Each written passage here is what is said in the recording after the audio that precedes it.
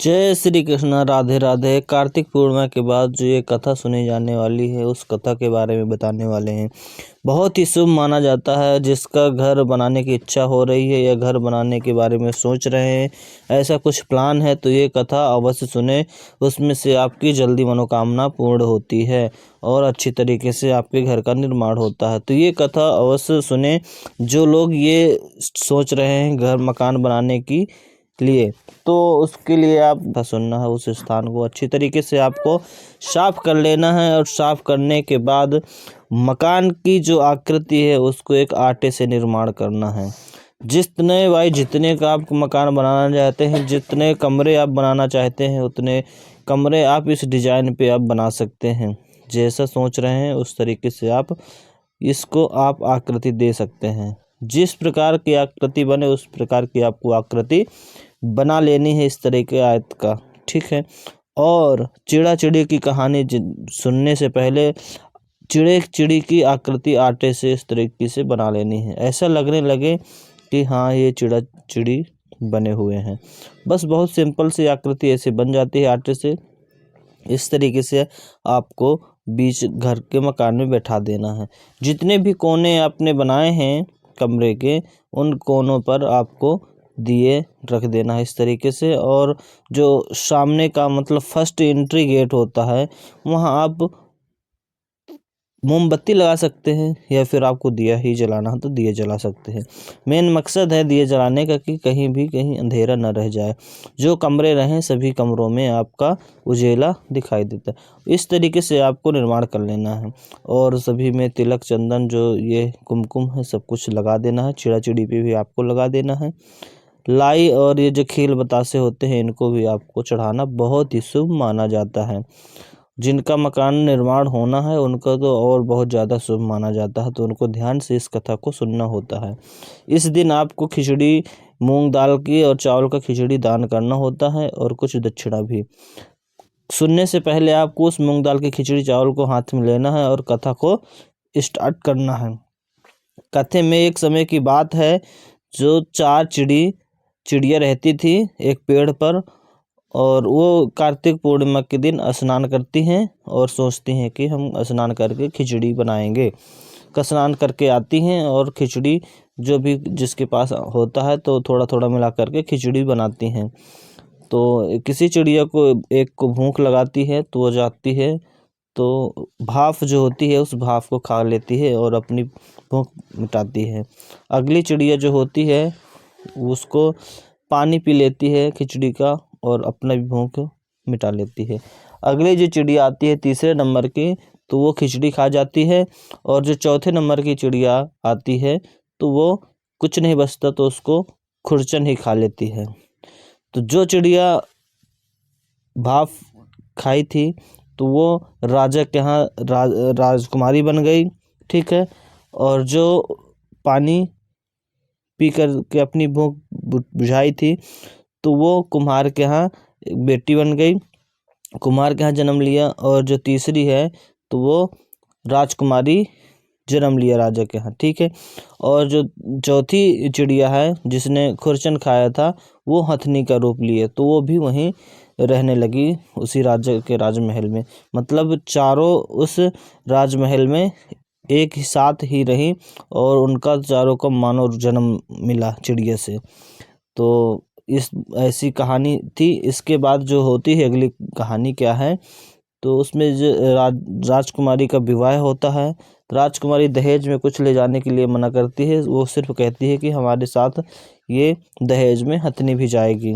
और जो ये दासी हैं तो जा ही रही हैं, वो तो आई है वहाँ। तो हथनी जो जाती है तो उसको राजा बोलते हैं चलो ठीक है ले जाओ, हथनी भी साथ में ले जाओ। लेकिन वो हथनी खड़ी नहीं होती है। जब हथनी खड़ी नहीं होती है तो वो राजकुमारी जाती है और उसके कान में पुरानी बातों का पूरा बता देती है, जो पुरानी कहानी बीती हुई है उनके साथ। तो वो झट से खड़ी हो जाती है, उसको पूरा याद था, ध्यान था। इस तरीके से वो राजा नाराज होते हैं कि आप तो जानवरों से बात करती हैं, मतलब पशुओं से बात करती हैं, आप तो हो ही नहीं सकती बेटी, सच सच बताओ कौन हो तुम। तो वो फिर बताती है पूरी अपनी कहानी कि हम पिछले समय इस तरीके से थे और एक साथ हम लोग स्नान किए हैं और फिर खिचड़ी खाए हैं हम लोग, तो हमें फिर एक मानव जाति का निर्माण हुआ जिससे हम ये हथनी का रूप लिए हैं, ये इसका। तो फिर राजा उस दिन कहता है अरे इतना कुछ होता है, मतलब कार्तिक स्नान करने से, खिचड़ी दान करने से इतना कुछ पुण्य मिलता है, मतलब मानव का रूप उनको मिलता है अगले जन्म में। राजा ने तुरंत अपने पूरे गांव में ढिंढोरा पिटवाया, बोले सबको कार्तिक स्नान करना है और खिचड़ी दान करना है। तो ये अपनी कहानी होती है संपन्न, लेकिन अकेले कहानी नहीं सुनी जाती है, एक दूसरी कहानी छोटी सी है वो गणेश जी की, उसकी भी सुनना जरूरी है आपको। तो सुनाने शुरू करते हैं। गणेश जी थे और एक अंधी बुढ़िया थी जो अकेले रहती थी। तो गणेश जी आते हैं, बोली मांग लो जो भी कुछ मांगना है, आपकी इच्छा हो पूरी कर देंगे हम। तो बुढ़िया दाई कहती है कि हमको तो मांगना आता नहीं है। फिर वो कहती है कोई बात नहीं। गणेश जी कहते हैं अगले दिन हम आएंगे, आप जाओ घर और घर में और संपर्क कर लेना, बातें कर लेना बहू बेटों से, जो भी मांगना चाहे तो मांग ले, हम कल आएंगे। दादी जाती है घर और बताती है अपनी बहू से कि बताइए मैं क्या मांग लो। तो बहू कहती है तुम बहुत सारा धन पैसा मांग लो, लेकिन थोड़ी देर बाद कहती है बहू तुम धन पैसा अब क्या करोगी, तुम ऐसा करो कि एक पोता मांग लो। तो जाती है लड़के से पूछती है कि बताइए कल हमको मांगना है, बताइए क्या मांगे। तो पोता कहता है, उसका बेटा कहता है तुम अपनी आंखें मांग लो जो, तो आपको दिखने लगेगा। वो बोलती है सही बात है, ये भी बात सही है। अगले दिन वो जब होता है सवेरा, पहुंचता है गणेश जी, पहुंचते हैं दादी के पास, बोलते हैं मांगी क्या मांगना है। दादी बोलती है मैं अपनी आँखों से सोने के पलना में नाती पोता देखना चाहती हूँ। राजा बोले वाह, बुढ़िया तो बहुत चालाक निकली, कहती थी मुझे मांगना नहीं आता और एक शब्द में सब कुछ मांग लिया।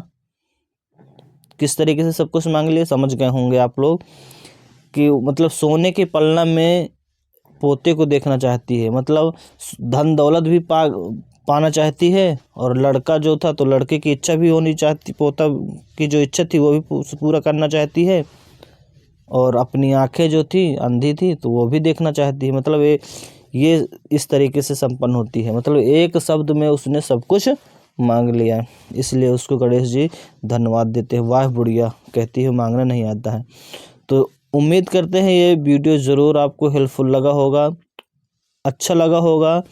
तो जल्दी से आप लाइक करें, चैनल पर पहली बार सब्सक्राइब कर लें। मिलते हैं एक नेक्स्ट वीडियो में, तब तक के लिए जय हिंद, बाय बाय।